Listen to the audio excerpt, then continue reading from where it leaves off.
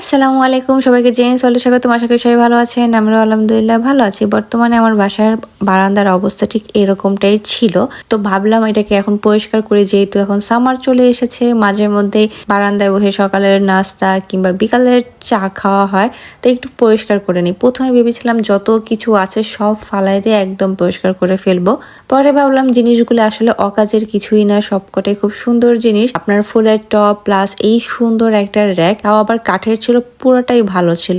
তাই ভাবলাম সুন্দর করে পরিষ্কার করে সাজিয়ে এক জায়গায় গুছিয়ে রেখে দিই। যদি কখনো আমার মাথায় ইচ্ছে হয় যে না এখন একটু ফুলের গাছ টাছ কিছু লাগাবো, তখন সেটা দেখা যাবে। আর এই বস্তার মধ্যে বস্তা ভরা মাটি, তাই এগুলি ফালাই নেই, সুন্দর করে এক জায়গায় গুছিয়ে রেখেছি। একদম পুরো বারান্দাটা ঝাড়ু দিয়ে মোছা দিয়ে নিয়েছি।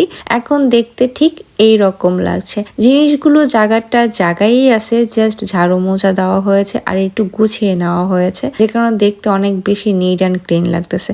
আর আজ প্রচুর গরম পড়ছে ভাই, আমি এগুলি করতে করতে পুরো হাঁপায় উঠছে। আর বারান্দায় তো রোদটা ছিল বেশি, যে কারণে খুব গরম লাগতেছিল। বর্তমানে ওয়েদারটা ঠিক এরকম লাগতেছে, তো ভাবলাম এত পরিশ্রম করার পরে আর এত সুন্দর ওয়েদার থাকলে কেন না এই ওয়েদার উপভোগ করা যাক এক কাপ গরম চা নিয়ে। তাই একটু মি টাইম কাটাতে এত সুন্দর নিট অ্যান্ড ক্লিন বারান্দায় আমি নিজেই এক কাপ চা নিয়ে বসে পড়েছি।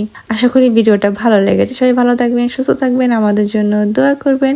আজকে এই পর্যন্ত, আল্লাহ হাফেজ।